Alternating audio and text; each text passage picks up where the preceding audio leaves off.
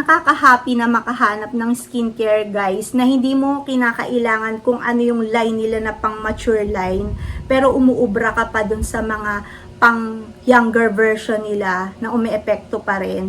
Kaya yun lang. Hi guys! Welcome back to my channel. So ngayon lang uli ako mag-skincare review sa inyo guys. Matagal-tagal na at medyo hindi ko nakapado kung paano mag-review ng skincare. Pero dahil sa kung pina-follow nyo ako sa TikTok at kung napapanood nyo ako sa shorts dito sa YouTube, kahit paano naman may mga pahapyaw akong mga na-upload. So dun sa mga subscribers na alam nyo na gumagawa ako ng mga best skincare brands before. Pero ngayon, gagawin kong skincare review is all about eye cream. Pero hindi siya sa best skincare brands nang nag-iisa lang. Kundi apat to na usually na ginagamit ko for the past months. At yun kung ano yung currently using. Para dun sa mga bago, welcome, no? Welcome. And to begin with, para magkaroon lang kayo ng scope kung paano ang aking routine na skincare at kung paano ako nagme-maintain is wala pa akong ginagamit na cosmetic procedure guys as of this time. Hindi ko din sinasabi na sa future hindi ako gagawa. Hindi ko alam kasi yung scope ng nalalaman ko tungkol dyan very shallow pa lang. Ganon. Hindi pa siya ganong kalalim na para ang tingin ko nga actually, kung hindi ako nasasabihan o kung hindi ko i-educate ang sarili ko, guys, until now, ang tingin ko sa lahat is natural beauty pa din. Pag nakakita pa rin ako ng mga magagandang babae, sa lalaki, hindi ko naman masyado, basta sa babae, pag maganda ang nakikita ko, iniisip ko natural beauty pa rin. Hindi ko pa siya naiisip na nagpagawa, not unless na masasabihan ako na ganon. So, yon, masyado pa ang paniniwala ko sa natural beauty. At sa mga bago din dito is maaga akong nag-alaga kahit papano. Nag-start lang sa tone and moisturize, and then afterwards, na-build ko na din yung skincare na mga gusto ko. Umpisa din sa high and low na brands ng skincare, which is according to budget din. Pero talagang very open naman ako na sinasabi ko na gusto ko talaga na nakakagamit ng mga luxury skincare. Kasi para sa akin is iba-iba ang nakikita kong result sa kanila. So ngayon yung i-review ko now guys is para sa eye cream na high and low. Though merong budget wise is more affordable than the other, and meron din luxury na talaga namang i-achieve mo o na magkaroon na magiging masaya ka na meron sa vanity mo. Pero lahat sila is may binibigay na effect sa akin. At maganda din na meron ka ding binabalik-balikan at meron ka ring mga natatry na something new. Ang skincare routine ko, start ko dun sa usual ko ginagamit from months ago at kung ano yung mga naging effect sa akin at yung now kung paano. No? Ang hindi nawawala sa akin is itong caffeine solution ng The Ordinary, which is ang usage ko sa kanya is morning lang. So thrice akong nag-i-skincare routine guys. Early morning, tapos kung kailan na magte-take a bath na ako, and then afternoon is sa nighttime routine na. Kada morning yan. It helps with my under eye circles dahil lagi akong puyat. So, alam naman natin na hindi maganda yon para sa skin. So, years na hindi nawawala to sa morning routine ko, guys.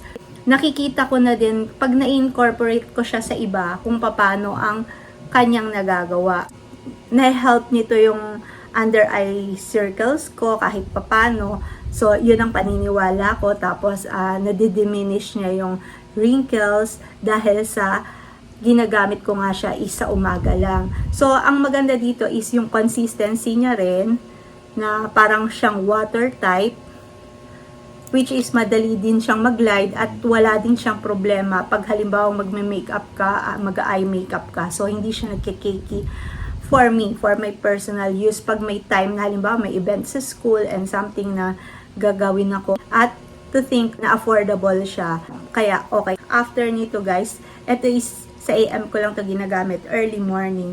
And months and months ago, sila ang tandem ko, which is itong Lancome na Genifique. Alam niyo itong Lancome, gagawin ko pa siya ng thorough review. Pero to be vague, etong tandem ko siya, nung ginamit ko tong dalawang to, early morning, tapos mid-morning and nighttime, the best yung tandem nila sa akin. At for sure, kung ginamit ko siya 3 times a day, mas pa. Grabe, marami akong kwento tungkol sa Lancome. And to think na itong Lancome na to, iniisip ko is pang mga age 30s lang siya, ganon, 20s to 30s. Pero grabe yung nagagawa niya kahit na for me as a 50-something na age is maganda. I-clip ko dito guys yung mga times na ginagamit ko siya, which is talaga naman nagpa-plump. Tapos, easy to apply siya, guys. Walang kahirap-hirap kasi easily glide, madali siyang ma-absorb. And then, kaso ubos na to hindi ko na mapapakita sa inyo. Alam niyo yung ako yung nagre-review na gustong-gusto ko siyang i-review pag meron. Pero, para sa akin kasi mas okay siyang i-review ng, alam mo yung nagamit mo na, how I wish na meron akong na-replenish na ganito, no, para maipakita ko sa inyo. Pero sadly, wala. Pero, yun na lang ang masasabi ko, which is nagpa-plump talaga. Kasi yung dito talaga, ito tong sa eyes dito, talagang na-ultimate result niya talaga na parang nakalift yung eyes mo na ganon, and then naka-plump yung dito sa part na to guys, na-plump yan, na parang batang-bata yung dating ng skin mo. Alam mo yung wala ka nang magaganyan. Kasi talagang ganun siya. Pag-apply ko pa din is ganun pa din. Gaganon ko siya. Yan. Ganun. Sa lahat ng aking eye cream, ganun ang paggamit ko. Tapos, yung amoy niya is hindi naman siya halos scented for me. Kaya okay lang. Wala naman akong problema sa ganun. Not unless na sobrang tindi ng scent. Ito is inaabot na to think that twice day ko siya ginagamit is matagal-tagal ko din considering I've been using this sa morning din kasabay. So, ito worth it. Worth it ng splurge tong Lancome. And talagang ma-hail ko siya sa eye cream. Isa sa mga ma-hail ko na eye cream na na-test ko. For succeeding 3 years na yata ako gumagamit nito. And I wish makapagpa-replenish pa uli ako nitong Lancome Genifique. Napakaganda. Lalo na ngayon yata na yung Genifique line nila is mas intense na or reformulated na uli. Gagawa ako nito for a Toro skincare brand review. So, watch out for that, guys. At, yun. Isa yan sa mararecommend ko, guys. And then, lately, na-revisit ko yung The Face Shop kasi when I'm in my 30s or mid-30s, ganon, 30s to 40s, parang nagamit ko siya. And then, parang, ang dami ko nang hindi alam na mga lines nila, which is, nasabi ko nga din sa isa kong shorts video na gusto ko ding matry yung premium line nila or luxury line nila na tinatawag na, which is yung brightening nila. And then meron din silang eye cream doon na na-try ko na madali din siyang mag-glide sa skin, na tinry ko din siya dito sa pinatch test ko siya. Easily absorb siya and medyo thick cream lang siya, pero pwede ko siya ding maging reference kung sakali din na hahanap ako ng eye cream. So itong collagen is na-revisit ko uli siya kung ang sabi ko nga nung ginawan ko siya ng shorts video or ginawan ko siya dito ng yata sa mismong YouTube regular video nung hinol ko, na gusto kong malaman kung sa age ko ngayon is ganun pa rin ang magiging effect niya. Ito ngayon ang skincare routine ko since na eye cream routine since naubos naman na yung aking Lancome. So morning pa din siya, and then ito sa afternoon and evening. Ang masasabi ko ito guys is maganda, may spatula. Ganun siya yung loob niya. And para siyang emulsion ang dating.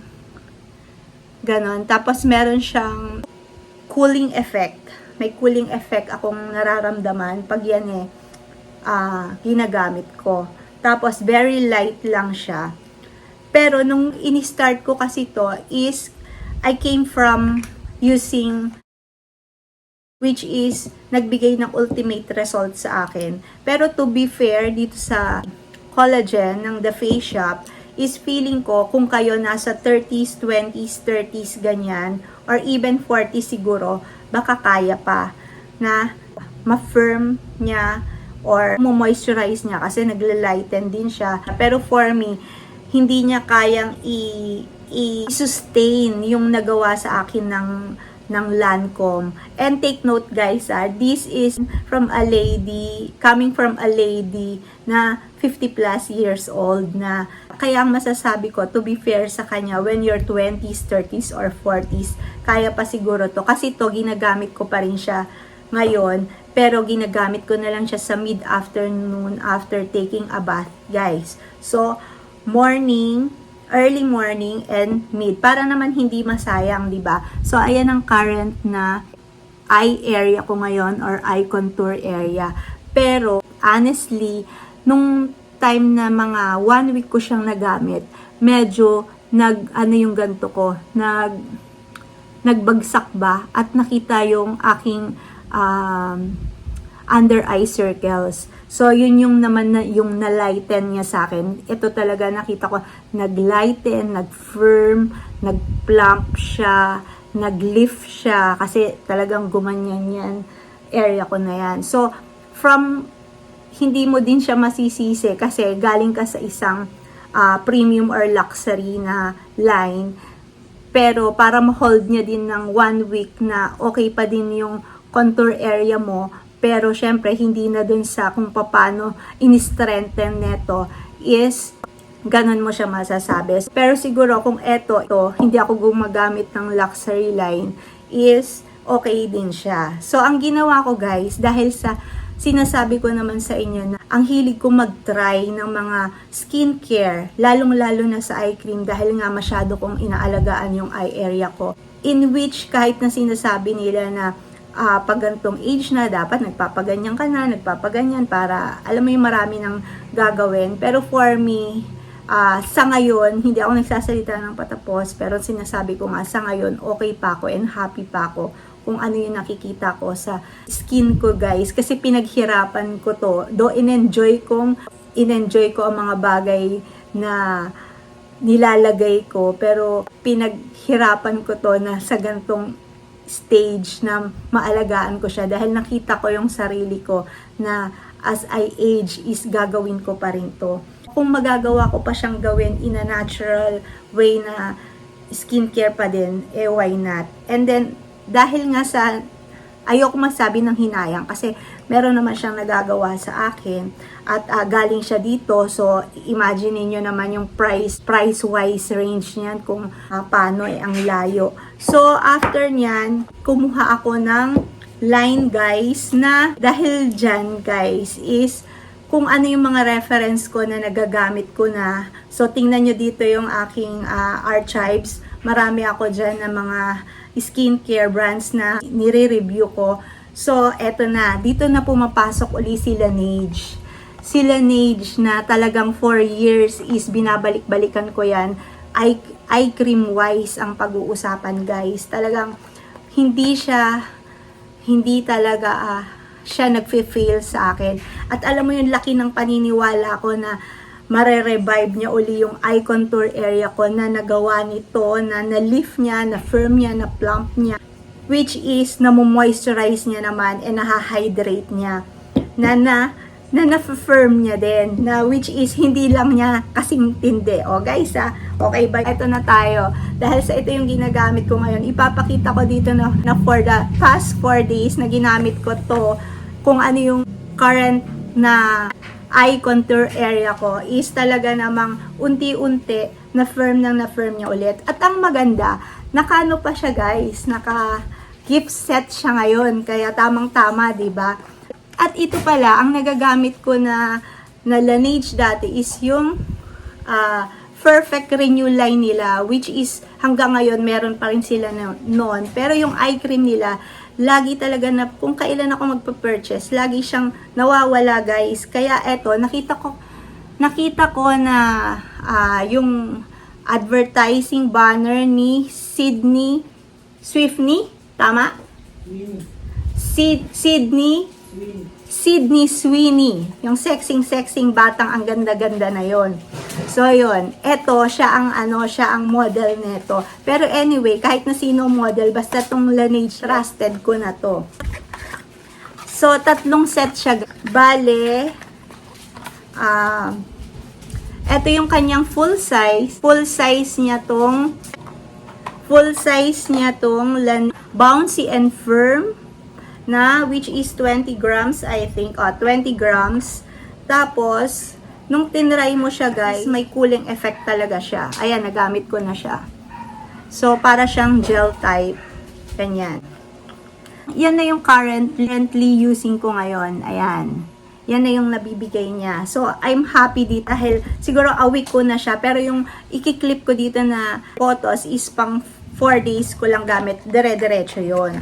And after that, meron siyang malabo ang mata ko eh. Meron siyang free na, ano to? Hindi ko makita guys eh. Paano ba to? Meron siyang Bouncy and Firm Sleeping Mask. Tapos, meron siyang Lip Sleeping Mask at saka sleeping mask na for face. Yun, puro sleeping mask. Tapos siya, yung eye sleeping mask. Sa gabi lang siya gagamitin. Pero katulad nung lip sleeping mask, gabi siya, pero ginagamit ko din siya sa morning. Baka mamaya sa sobrang ganda din ng effect nito, ay gamitin ko na din siya sa afternoon. Pero, syempre, okay din naman silang tandem nitong collagen din na to guys. Pero, ang masasabi ko lang, sa age ko, eto, hindi niya na kayang i-hold. Siguro dun sa mga line nila na na-try ko, pwede ko ding i-try yon some other time, no? Pero etong kahit na batang-bata pa si Sydney, kahit na batang-bata pa, umuubra pa rin sa akin to na 50 plus, umuubra pa rin tong sa akin tong Bouncy and Firm Eye Sleeping Mask. So, kung sino man sa inyo ang mga pabili ngayon ng eye cream at paubos na, at hindi nyo pa natatry to dahil di ba kailan lang to, mga months ago lang nila ni-release to. I-try nyo na guys dahil 3 pa siya meron kayong 2 free tapos meron isang 20 grams na full size kaya okay. So yun lang guys at eto hindi ko pa to nagagamit kasi meron pa akong lip sleeping mask yon. So mga backup lang yan. So yun, to recap tayo guys is lahat sila, ito okay sa akin. This one, hindi ko siya sasabihin na walang effect. Inuulit ko na galing ako from Lancome, which is a luxury brand. For me, high-end na siya. Kaya, nahirapan siyang i-cope, kumbaga. Pero, feeling ko, kung ito lang ang ginagamit ko, tapos, tinan mo, meron na namang katuloy yung sasabihin ko. Pag kasi galing ka sa luxury brand, sobrang ang bilis ng effect niya guys, talagang kitang-kita nyo. So, yun yung mga patent nila na kaya sobrang mahal din nila price-wise. Kasi yung research na ginagawa sa laboratory nila kung paano, matindi syempre. Yun ang binabayaran natin sa kanila. Etong mga ito, hindi mo masasabi na mga mura din sila. Kaya sila may mga nagagawa din sa face. At etong The Ordinary, kahit nasabihin mo pa na hindi siya premium line, pero talagang bow pa rin ako dito dahil ang dami kong ginagamit na Ordinary na talagang ini-incorporate ko rin siya sa skincare routine ko kasi may nagagawa pa siya sa skin ko guys. So yon ang aking eye cream skincare review. Sana nakatulong to para dun sa mga naghahanap ng eye cream. Sana nakatulong na maging reference sa inyo to at kung sino pa yung mga pabili sa inyo. Sana masakto din to na makatulong ako sa inyo. Uli guys, gagawa ako ng skincare review para dito sa Lancome kasama nung serum na mga nagamit ko. So, yun lang. Thank you guys and happy skincare routine at alagaan ng skin. Bye!